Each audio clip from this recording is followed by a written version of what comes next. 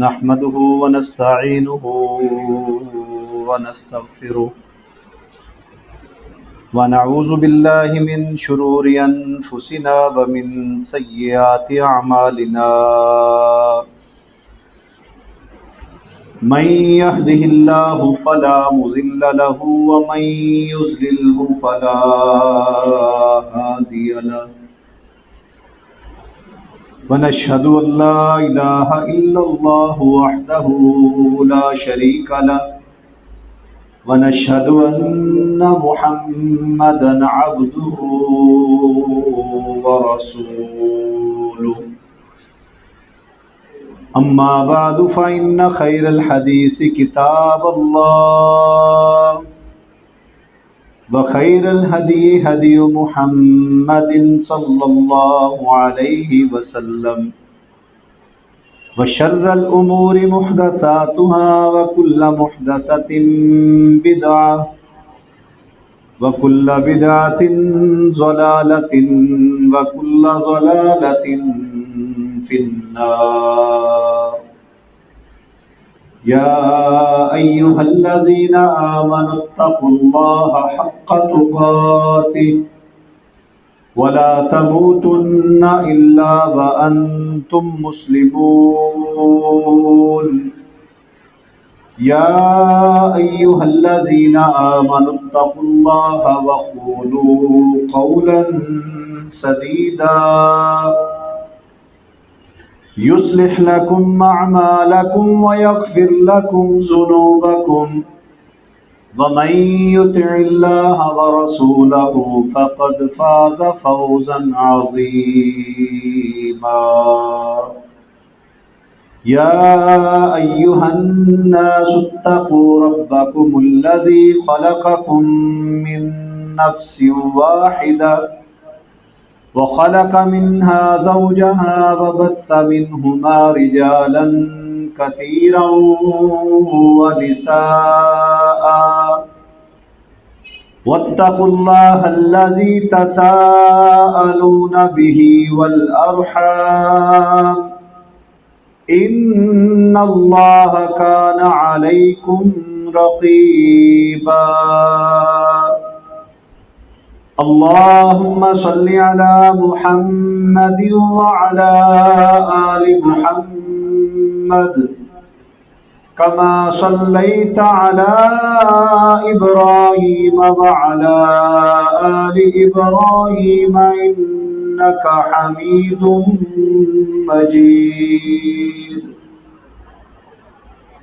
اللهم بارك على محمد وعلى آل محمد كما باركت على إبراهيم وعلى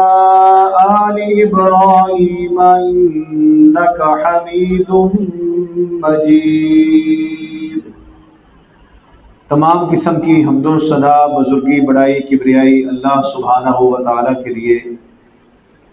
انگنت بے شمار درود السلام امام الانبیاء خاتم النبیین سید المرسلین امام المجاہدین جناب محمد الرسول اللہ صلی اللہ علیہ وسلم کی ذات اقدس پر نہایت قابل احترام محترم عزیز بھائیوں، دوستوں، بزرگوں، رمضان المبارک کا یہ مقدس مہینہ اپنے اختتام کی طرف گامزن ہے۔ خوش نصیبی ہے ان احباب کے لیے، ان مسلمانوں کے لیے، مومنین کے لیے کہ جو اس ماہ مقدس کے اندر اپنے سابقہ گناہوں سے اللہ کی بخشش مانگ کر کامیاب ہو چکے اور اللہ کو راضی کرنے کے لیے عبادات کر رہے ہیں، اور باقی ماندہ دنوں میں اپنے رب کو راضی کرنے کی کوشش کریں گے۔ اللہ تعالی ہم سب کو رمضان کے باقی ایام میں زیادہ سے زیادہ عبادت، ذکر، فکر کرنے کی توفیق عطا فرمائے۔ عزیز بھائیوں، جب عبادت کا نام آتا ہے کہ عبادت کرنی چاہیے، اور بالخصوص رمضان المبارک میں عبادات، تو عام طور پر ہمارے ذہن میں روزہ عبادت ہے،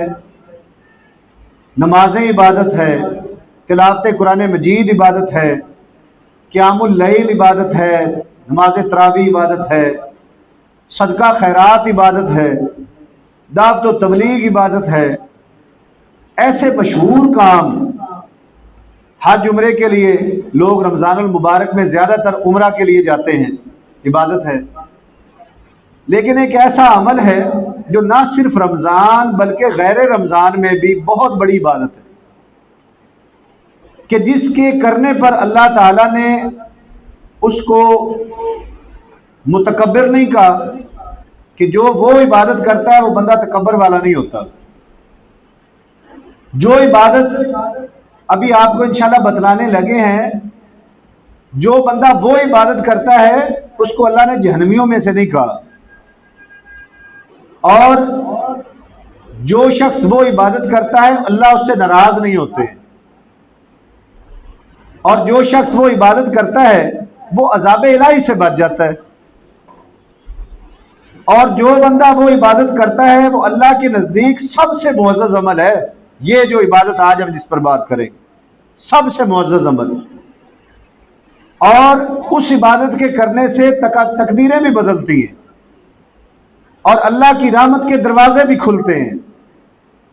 اور آسمانوں سے نازل ہونے والی آفات اور بلائیں، مصیبتیں اس عبادت سے ٹلتی ہیں۔ تو کام کتنے زیادہ ہوتے ہیں عزیز بھائیوں، اور اللہ کی رضا کتنی حاصل ہوتی ہے، لیکن اس حوالے سے ہمارے اندر سستیاں بے انتہا ہیں۔ اس عبادت کے کرنے کے لیے وضو بھی شرط نہیں ہے، اس عبادت کے کرنے کے لیے کوئی وقت بھی مقرر نہیں ہے کہ اسپیشل مسجد میں آیا جائے۔ دکان پہ بیٹھے ہیں تب بھی وہ عبادت ہو سکتی ہے، زمیندارہ کر رہے ہیں فصلوں میں تب بھی وہ عبادت ہو سکتی ہے، سڑک پر چلتے آ رہے ہیں تب بھی وہ عبادت ہو سکتی ہے، مجلس میں بیٹھے ہیں تب بھی وہ عبادت ہو سکتی ہے۔ وہ عبادت ہے کیا میرے عزیز بھائیوں؟ وہ عبادت ہے دعا۔ دعا کرنے سے یہ جو ساری باتیں میں نے آپ کو بتلائی ہیں، یہ ساری کی ساری اللہ تعالیٰ پوری کرتے ہیں۔ عذاب بھی ٹلیں گے، مصیبتیں بھی ٹلیں گی، اللہ کی رحمت کے دروازے بھی کھلیں گے۔ اللہ تعالیٰ کے ہاں سب سے معزز عمل بھی دعا ہے، سب سے معزز عمل۔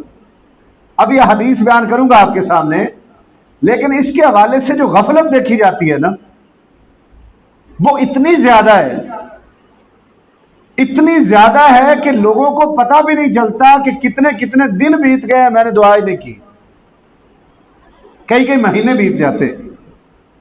کیونکہ دعا کو ہم نے بعض کا خاص کر لیا ہے یا نماز کے بعد یا تلاوت قرآن مجید کے بعد، کہ نماز پڑھیں گے تو دعا کریں گے، یا تلاوت کریں گے تو دعا کریں گے، یا کچھ عربی دعائیں جو روزمرہ کی ہم نے یاد کی ہوئی وہ روٹین میں پڑھ لیتے ہیں، یا نماز کے اندر ہم نے کوئی دعا یاد کی ہوئی ہے جو عربی میں پڑھتے ہیں، اللہم انی اعوذ بک من عذاب القبر والی، رب اجعلنی مقیم الصلاۃ والی، اللہم انی ظلمت نفسی والی، لیکن ان دعاؤں کی اکثریت کو ترجمے نہیں آتے کہ ہم اللہ سے مانگتے کیا ہیں، یاد کیے۔ تو آج کے خطبہ جمعہ کے اندر ہم دعا کی فضیلت، اس کی ضرورت، اس کی اہمیت پر بات کریں گے کہ یہ کتنا ضروری عمل ہے اور اس کے نہ کرنے سے نقصان کتنے ہیں۔ شریعت کے اندر کچھ اعمال ایسے ہیں کہ جن کو کرنے کی ترغیب دی گئی ہے کہ یہ کام کرو، اس کا اجر ملے گا، لیکن دعا ایک ایسا عمل ہے کہ جس کے کرنے کی نہ صرف اللہ نے، اللہ کے رسول نے ترغیب دی ہے، نہ کرنے والے پر سخت وعیدیں بھی ہیں جو دعائیں نہیں کرتا۔ اب ہم سے دعا جو چھوٹنے کی ایک بڑی وجہ ہے نا کہ ہم دعائیں نہیں کرتے، اس کی ایک بڑی وجہ ہم اس رولے میں پڑ گئے کہ اجتماعی دعا کرنی چاہیے کہ نہیں کرنی چاہیے۔ جیسا کہ عام طور پر مساجد میں ایک کلچر ہم دیکھتے ہیں کہ نماز ہوتی ہے، سلام پھرتا ہے تو امام صاحب ہاتھ اٹھاتے ہیں، سارے لوگ ان کے ساتھ دعائیں مانگتے ہیں۔ اس بات پر بحث و مباحثے شروع ہو گئے کہ جی اجتماعی دعا تو سنت سے ثابت نہیں ہے، وہ تو ایک الگ پورا مسئلہ ہے، وہ بھی کی جا سکتی ہے۔ کوئی شخص آ کر امام کو، کسی عام شخص کو، بچے اپنے والد کو، کوئی عام شہری کسی عالم دین کو دعا کے لیے کہتا ہے تو دعا وہ کروائے، یہ خلاف سنت نہیں ہے، وہ دعا کرے ان کے لیے۔ مسلمان کو خود بخود بھی دعائیں کر دینی چاہیے امت مسلمان کے لیے۔ کسی بیمار کے پاس جائیں وہ نہ کہے دعا کے لیے، ہم خود اس کو دعا دیں، ہم اپنے فوج شدگان کے لیے دعائیں کریں، ساری چیزیں سنت سے ثابت ہیں۔ لفظ بدعت یاد رکھیں، ایک اصول بنا لیں کہ ہر وہ کام بدعت ہوگا جس کو نہ اللہ کے رسول نے کیا، نہ صحابہ نے کیا، نہ ان کے اوپر کوئی تعلیمات دی، اور آج کے دور کا بندہ نیکی سمجھ کر اس کام کو کرنا شروع کر دے، یہ بدعت ہے۔ دعائیں کب اللہ کے نبی نے نہیں کی، کب صحابہ نے نہیں کی؟ مسلمان کی تو جب آنکھ کھلتی ہے نا صبح بستر سے، تو وہ اٹھتے ہی کہتا ہے الحمدللہ الذی احیانا بعد ما اماتنا والیہ النشور، اور سارے دن کے معمولات، لیٹرین جاتا ہے تو دعا ہے، باہر نکلتا ہے بیت الخلاء سے تو دعا ہے، گھر سے باہر نکلتا ہے تو دعا ہے، سواری پر چڑھتا ہے تو دعا ہے، سفر کرتا ہے تو دعا ہے، کسی بھی کام کو کرتا ہے، لباس پہنتا ہے تب دعا ہے، حتیٰ کہ آخری عمل رات کا جو ہم سوتے ہیں، آنکھ بند ہونے لگتی ہے تو تب بھی دعا ہے، اللہم بسمک اموت واحیا۔ تو دعا اتنا وسیع عمل ہے اللہ اور اس کے رسول کا، اتنی ترغیبات ہیں کہ اس کو بدعت کہنا، اور بالخصوص اس بنیاد کو بنا کر کہ اجتماعی دعا بدعت ہے، لہذا ہمارے دوستوں نے کیا روش اپنا لی، سلام پھرتا جاتا ہے، اذکار بھی پورے نہیں کرتے اور مسجدوں سے نکل جاتے ہیں کہ دعا تو ہے نہیں۔ بہت کم دیکھا گیا۔ اب رمضان المبارک ہے، کئی مواقع حدیث میں ایسے بتلائے گئے ہیں، آج کے خطبہ جمعہ میں تو شاید ساری باتیں مکمل نہ ہو سکیں، لیکن باقاعدہ اس میں حدیث ہیں کہ کئی روزانہ کے معاملات میں ایسے اوقات ہیں کہ جب دعا کی جائے تو اس کے قبولیت کے آثار زیادہ ہوتے ہیں۔ روزے سے پہلے افطاری کے وقت اذان ہو چکی ہو اور جماعت ہونی ہے، اس کے درمیان کا جو وقفہ ہے، اس کے دوران اللہ تعالیٰ دعائیں قبول فرماتے ہیں۔ ہر جمعہ کے دن ایک ایسی گھڑی ہے جس میں کی گئی دعا اللہ رد نہیں فرماتے، ہر جمعہ کو۔ تو دعا کی قبولیت کے الگ مواقع موجود ہیں، اور میرے عزیز بھائیوں، رسول اللہ صلی اللہ علیہ وآلہ وسلم کی احادیث بے شمار ہیں۔ اب دعا ہوا مخ العبادہ، دعا عبادت کا مغز قرار دیا گیا ہے۔ آپ جانتے ہیں کہ کسی چیز کا اگر مغز نکال دیا جائے نا تو باقی چیز بیکار ہو جاتی ہے۔ دماغ اگر انسانیت پر لائیں تو ہمارا جو مغز ہے، جو بھیجا ہے، جو دماغ ہے، جس بندے کا دماغ ہی نہ ہو، وہ جتنا مرضی حسین ہو، جتنے مرضی بڑے خاندان سے تعلق رکھتا ہو، اس کی کیا اہمیت رہ جاتی ہے؟ گھر کے اندر اس کو برداشت نہیں کیا جاتا۔ کھانے پینے کی چیزوں میں مغزیات، پنساریوں کے پاس جا کر دیکھیں کہ ان کی کیا قدر و قیمت ہوتی، چھلکوں کی تو کوئی حیثیت نہیں ہوتی۔ نبی مکرم علیہ الصلوۃ والسلام نے دعا کو عبادت کا مغز قرار دیا ہے کہ جتنی بھی عبادات ہیں ان کا مغز دعا ہے۔ اگر دعا کو نکال دیا جائے بیچ میں تو باقی کچھ بھی نہیں رہتا۔ اللہ تعالیٰ قرآن حکیم میں سورہ غافر کے اندر فرماتے ہیں وَقَالَ رَبُّكُمُ ادْعُونِي أَسْتَجِبْ لَكُمْ، اور تیرے رب نے کہا کہ مجھ سے دعا کیا کرو، میں تمہاری دعاؤں کو قبول کروں گا۔ اب ہم میں سے کئی لوگ ایسے ہوتے ہیں کہ جی میں تو دعائیں مانگ مانگ کر تھک چکا ہوں، قبول ہی نہیں ہوتی۔ قبول نہ ہونے کی بھی الگ وجوہات ہیں، اور یہ نہیں ہے کہ اللہ کی بارگاہ میں ہاتھ اٹھایا جائے تو اللہ نے کہا ہو کہ میں نے قبول ہی نہیں کرنی ہے۔ کئی دعائیں ایسی ہوتی ہیں جو ذخیرہ کر لی جاتی ہیں آخرت کے لیے۔ جب ہم جائیں گے اللہ کی بارگاہ میں پیش ہوں گے بروز قیامت، تو وہاں پر ہمیں اجر عظیم کے ایسے ڈھیر ملیں گے، نیکیوں کے اتنے بڑے بڑے پہاڑ ملیں گے جو ہم نے کی نہیں ہے۔ حیران ہوں گے کہ یہ کون سے اجر ہیں، کون سا وزن ہے جو میرے نامہ اعمال میں ڈالا جا رہا ہے۔ تو اس وقت بتلایا جائے گا کہ تمہاری وہ دعائیں جو دنیا میں قبول نہیں نہ ہو رہی تھی، آج آخرت میں اس کا بدلہ تمہیں دیا جا رہا ہے۔ اللہ کسی کا حساب کتاب نہیں رکھتے،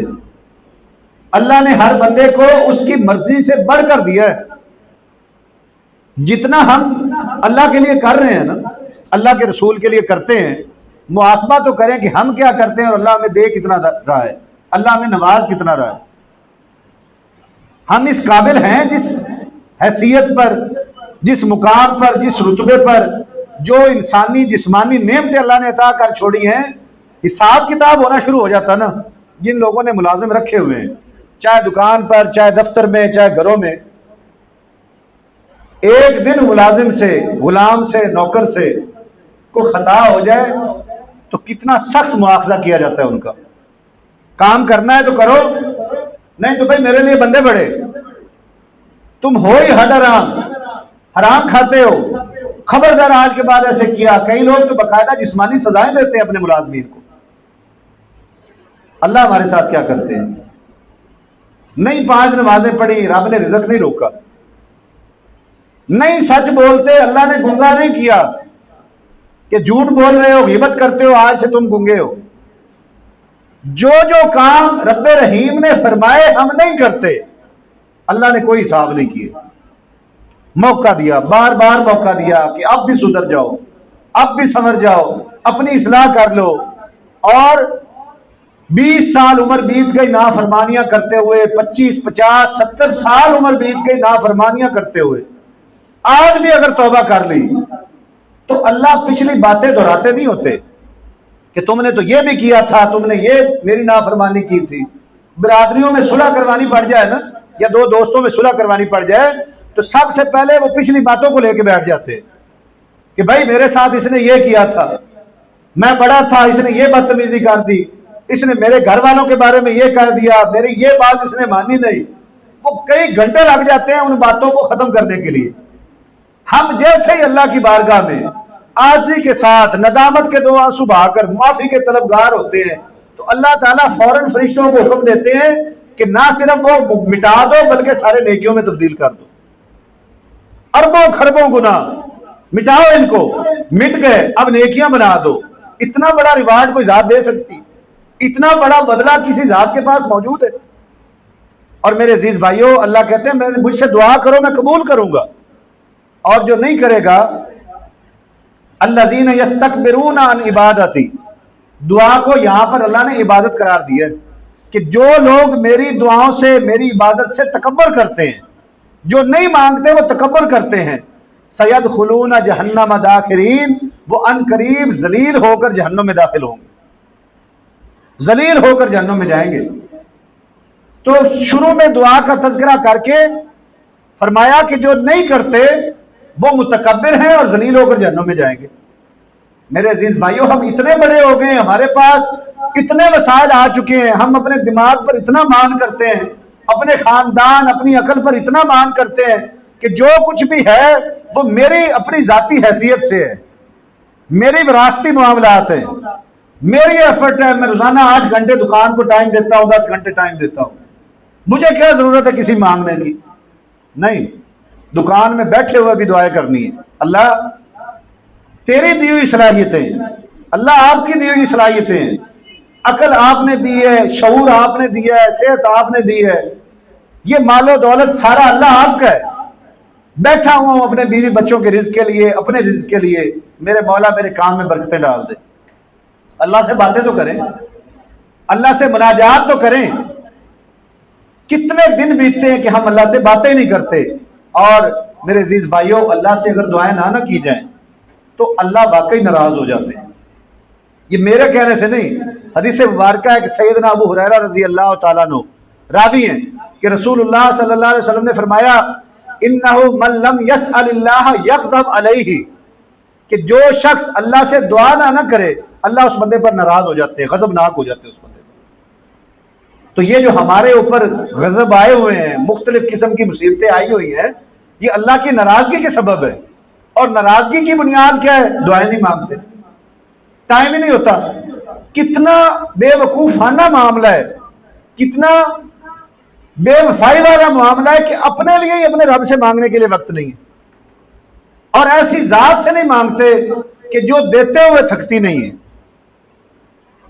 آپ میں سے جو سب سے بڑا سخی ہے نا، یا ہمارے رشتہ داروں میں سے، دوستوں میں سے جس کو آپ جانتے ہیں کہ جی پاک پتن کا فلاں بندہ ہے، اس کے بارے میں سنا ہے وہ بڑی خیرات کرتا ہے، سب سے نمبر 1 جو ٹاپ کا ہے، اس ایک سخی کے پاس نا روزانہ، بلکہ روزانہ کو چھوڑے ایک ہی دن میں 5 مرتبہ جا کر کوئی چیز مانگ کر دیکھ لیں. ایک بار بھی جائیں کہ جی میرا یہ مسئلہ ہے، گھر میں راشن کی کمی ہے، وہ کہے گا کہ بالکل کوئی مسئلہ نہیں، راشن دے دو. جی میرے کو سواری کوئی نہیں، موٹر سائیکل بھی لے کے دے دو. گھر کوئی نہیں، میرا نہیں خیال کہ کوئی سخی کہے کہ 5 مرلے کا پلاٹ بھی تو دے دو. جی میرے گھر میں بیماری بڑی ہے، تو علاج شوکت خانم میں کہیں ہونا لاکھوں کروڑوں کا ہے، چیک کاٹ کے دے دے، لے بھائی چیک لے جا، علاج کروا اپنے گھر بچوں کا۔ میرے بچوں کی جی تعلیم کے معاملات ہیں، جا کسی اسکول میں داخل کروا، ساری فیسیں بھی میں دوں گا۔ پاک پتر میں ایک مثال ہم نہیں دے سکتے کہ کوئی اس ٹائپ کا بندہ ہو۔ اللہ رب العزت کیا فرماتے ہیں کہ آدم علیہ السلام سے لے کر آخری انسان تک سارے انسان کسی ایک میدان میں جمع ہو جائیں، سارے فرشتے جمع ہو جائیں، جنات جمع ہو جائیں، حشرات الارض جمع ہو جائیں، درندے پرندے سارے جمع ہو جائیں، اور ہر ایک اپنی اپنی خواہش کے مطابق مجھ سے مانگے جتنی بھی خواہشات ہیں، اور میں ہر ایک بندے کو اس کی خواہش کے مطابق پورا پورا دوں، تو میرے خزانے میں اتنی بھی کمی نہیں آتی جتنی سمندر کے اندر سوئی ڈبو دو اور اس کے سوراخ میں تھوڑا سا پانی اٹک جاتا ہے۔ میرے تو خزانے ہی بڑے وسیع ہیں، اور خوش رہتا ہے اللہ، اور جو نہیں مانگتا اللہ اس سے ناراض ہوتے ہیں۔ میرے عزیز بھائیوں، اصل عبادت دعا کو ہی کہا گیا ہے۔ رسول اللہ صلی اللہ علیہ وسلم کا فرمان ہے، سیدنا نعمان ابن بشیر رضی اللہ تعالیٰ عنہ راوی ہے، فرمایا الدعاء هو العبادہ، کہ دعا ہی عبادت ہے، دعا ہی عبادت ہے۔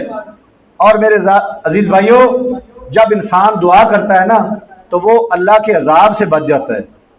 جو اللہ نے عذاب دینے ہوتے ہیں نا کئی طرح کے، سیلاب کا عذاب، زلزلے کا عذاب، رزق کی تنگی کا عذاب، بیماری کا عذاب، جب اللہ سے کثرت سے دعائیں کرتے ہیں تو عذاب ٹلتے ہیں۔ سورۃ الفرقان کے اندر اللہ فرماتے ہیں قُلْ مَا يَعْبَأُ بِكُمْ رَبِّي لَوْلَا دُعَاؤُكُمْ فَقَدْ كَذَّبْتُمْ فَسَوْفَ يَكُونُ لِزَامًا، کہ اے پیغمبر کہہ دیجئے اپنے بندوں کو کہ اگر تمہاری دعائیں اور التجائیں نہ ہوتی تو میرا رب تمہاری کوئی پرواہ نہ کرتا۔ یہ تمہاری دعائیں اور التجائیں ہی تو ہیں کہ جب تم اللہ سے گڑ گڑا کر کرتے ہو تو تم سے عذاب ٹلنے شروع ہو جاتے ہیں۔ لہذا وہ عن قریب لازم ہو کر رہے گا، جو اللہ کے فیصلے ہو چکے ہیں نا وہ ہونے ہیں، ان کو کوئی ٹال نہیں سکتا۔ اور میں نے جیسا شروع میں بتایا کہ کتنے بڑے بڑے اعمال ہیں نیکی والے، نماز، روزہ، حج، زکوٰۃ، تلاوت قرآن مجید، قیام اللیل، تہجد، جہاد، تبلیغ، تو اللہ نے افضل ترین عمل، سب سے معزز عمل، عزت والا عمل دعا کو قرار دیا۔ کیا دلیل ہے اس کی؟ سیدنا ابو ہریرہ رضی اللہ تعالیٰ عنہ کی روایت ہے کہ رسول اللہ صلی اللہ علیہ وسلم نے فرمایا لیس شیء اکرم علی اللہ تعالی من الدعاء، اللہ رب العزت کے نزدیک دعا سے بڑھ کر کوئی معزز عمل ہے ہی نہیں۔ اللہ رب العزت کے نزدیک دعا سے بڑھ کر معزز عمل کوئی اور ہے ہی کوئی نہیں۔ کتنا خرچہ آتا ہے اس پہ؟ ایک دفعہ غریب صحابہ جو تھے نا، معاشی طور پر غریب تھے جو، انہوں نے آ کر نبی کریم علیہ الصلوۃ والسلام سے شکایت کی، شکوہ کیا کہ یا رسول اللہ، یہ جو امیر صحابہ ہے نا یہ تو ہم سے نیکیوں میں آگے بڑھ گئے، یہ اللہ کی راہ میں خرچ کرتے ہیں، ان کے درجات بلند ہو جاتے ہیں، ہم غریب ہیں، ہم تو خرچ نہیں کر سکتے، ہمارے پاس اتنی مالی استطاعت نہیں ہے۔ تو نبی کریم علیہ الصلوۃ والسلام نے فرمایا کہ اللہ نے تمہارے لیے بھی تو صدقے کے راستے پیدا کر دیے،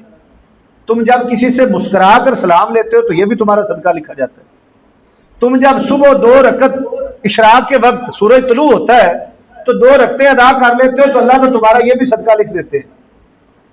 جب تم کسی کے کام آ جاتے ہو، کسی مصیبت زدہ کے کام آنا، کوئی دنیاوی ایسا کام، کوئی وزن اٹھا کے رکھ دیا، کسی کو سڑک پار کروا دی،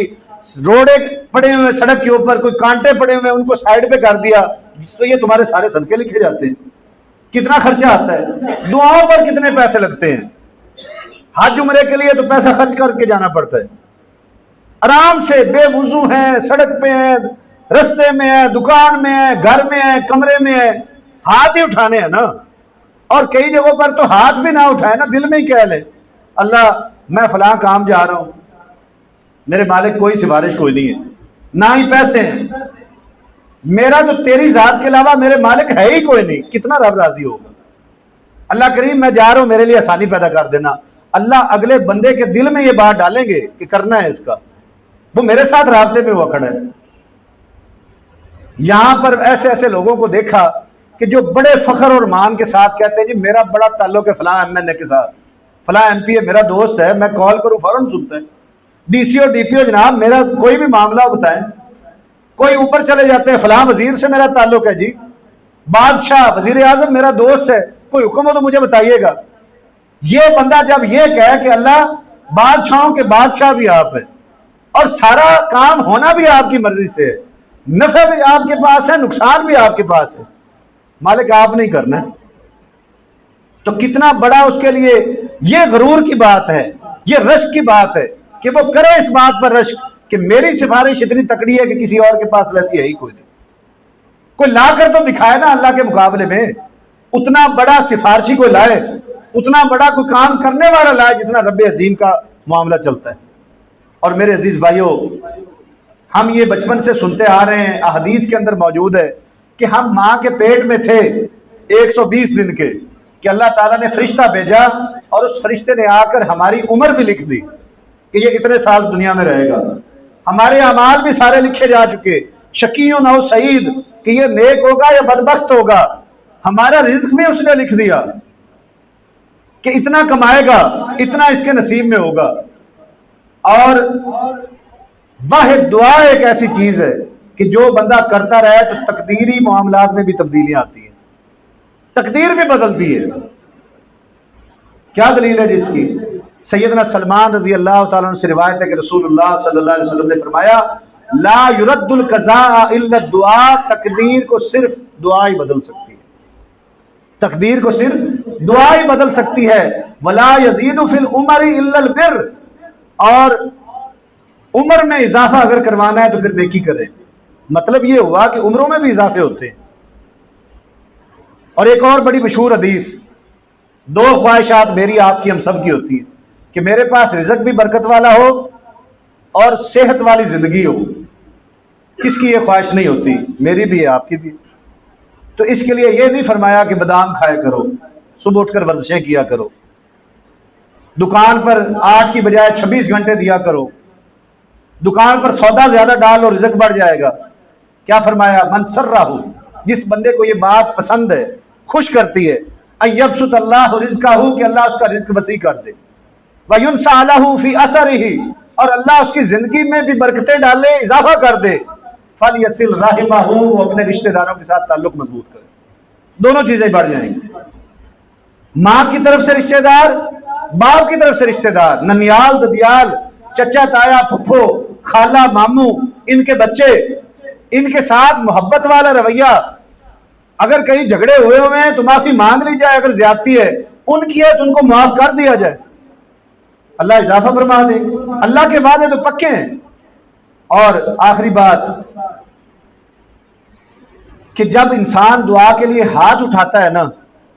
تو اللہ تعالیٰ کو شرم آتی ہے کہ میں اس کے ہاتھ خالی لوٹا دوں، اللہ کو شرم آتی ہے۔ کیا دلیل ہے؟ سیدنا سلمان فارسی رضی اللہ تعالیٰ عنہ سے روایت ہے کہ رسول اللہ صلی اللہ علیہ وسلم نے فرمایا ان اللہ حی کریم یستحیی، کہ یقیناً تیرا رب بڑا حیا والا ہے اور وہ بڑا کرم والا ہے۔ اذا رفع الرجل الیہ یدیہ، جب کوئی بھی بندہ اس رب رحمان کی طرف ہاتھ اٹھاتا ہے نا تو اللہ کیا کرتا ہے؟ یدیہ ان یردہما صفرا خائبتین، اللہ کو حیا آتی ہے، اللہ کو شرم محسوس ہوتی ہے کہ اس کے ہاتھ خالی واپس لوٹا دے۔ اللہ نہیں لوٹاتے خالی ہاتھ، ہم لوٹا سکتے ہیں، ہم بندے ہیں اور لوٹاتے ہیں۔ کئی دفعہ اختیار ہونے کے باوجود، وسائل ہونے کے باوجود ہم تعاون نہیں کرتے لوگوں کے ساتھ۔ اللہ ایسے نہیں ہے، آپ کچھ بھی مانگیں گے یاد رکھیں کہ دعاؤں کے اندر ہم صرف یہ نہیں کہ اللہ ہمیں ہدایت کے راستے پر چلا، اللہ ہمیں نیک بنا، اللہ ہماری دعاؤں کو قبول فرما، مانگے دعائیں کہ اللہ میں نے فصل کی، میری فصل کو کامیاب کر، اللہ میں نے کھاد ڈالنی ہے، میں نے اس پر سپرے کرنے ہیں، میرے پاس پیسوں کی قلت ہے، میرے مالک کو وسائل پیدا فرما دے کہ میری یہ پریشانی ختم ہو جائے۔ فصل کاشت کی ذمہ داروں کی سوچ کو جانتے ہیں ہم، کئی دفعہ فصل کاشت کی گھٹا چڑھتی ہے، ذمہ دار کو دل کی دھڑکن تیز ہو گئی کہ ابھی تو مکئی کاشت کی تھی، ابھی فلاں فصل کاشت کی تھی، اگر بارش زیادہ آ گئی تو سارا نقصان ہو جائے گا، اٹھا لینا ہاتھ، اے میرے مالک یہی وسائل تھے جو لگا دیے، اللہ کریم رحم فرما دے۔ اللہ تو سننے کے لیے تیار بیٹھے ہیں، وہ ایسی ذات ہے جس کو نہ نیند آتی نہ اونگ آتی ہے، نہ غائب ہوتے ہیں۔ تو میرے عزیز بھائیوں، یہ کام دعا والا، اس کو زندگی کا معمول کا ہمیشہ کے لیے حصہ بنانا ہے۔ اگر میں اور آپ یہ عہد کر کے یہ ارادہ کر کے آج اس خطبہ جمعہ کے بعد اٹھ کر جاتے ہیں کہ میں انشاءاللہ آج کے بعد وہ تمام مسنون دعائیں بھی یاد کروں گا جو میرے پیارے پیغمبر علیہ الصلوۃ والسلام نے یاد کروائیں گے، ہر موقع کی دعا، اور میں نمازوں میں بھی دعائیں مانگوں گا، نمازوں کے بعد بھی دعائیں مانگوں گا، نمازوں سے پہلے بھی دعائیں مانگوں گا، اور میں تہجد کے وقت بھی دعا مانگوں گا، افطاریوں کے وقت بھی دعا مانگوں گا، بیوی بچوں کے درمیان بیٹھ کر بھی دعا مانگوں گا۔ ہم کتنے ہی بے ظرف اور احسان فراموش لوگ ہوتے ہیں کہ ہماری بیٹیاں، ہماری بیویاں، ہماری بہنیں ہمیں روزانہ کھانا کھلاتی ہیں۔ کتنے لوگ ایسے ہیں جو روزانہ ان کے لیے دعا کرتے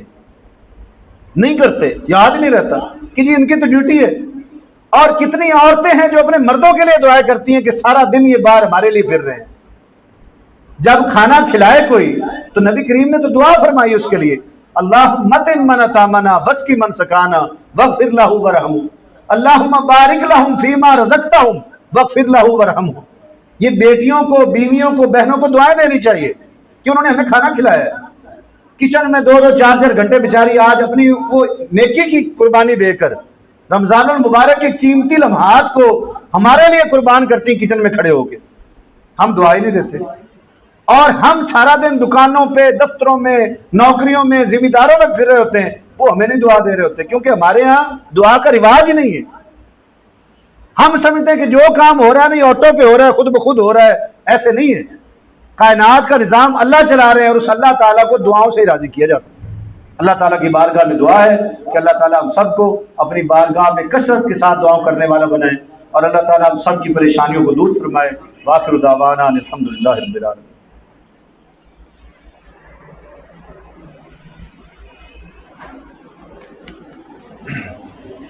ان الحمد للہ نحمده ونستعینه ونستغفره ونعوذ باللہ من شرور انفسنا ومن سیئات اعمالنا، من يهده الله فلا مضل له ومن يضلل فلا هادي له، ونشهد ان لا اله الا الله وحده لا شريك له، ونشهد ان محمدا عبده ورسوله۔ اما بعد فإن خير الحديث كتاب الله وخير الهدي هدي محمد صلى الله عليه وسلم، وشر الأمور محدثاتها وكل محدثة بدعة وكل بدعة ضلالة وكل ضلالة في النار۔ سبحان ربك رب العزة عما يصفون وسلام على المرسلين والحمد لله رب العالمين۔ سفید درست کرنے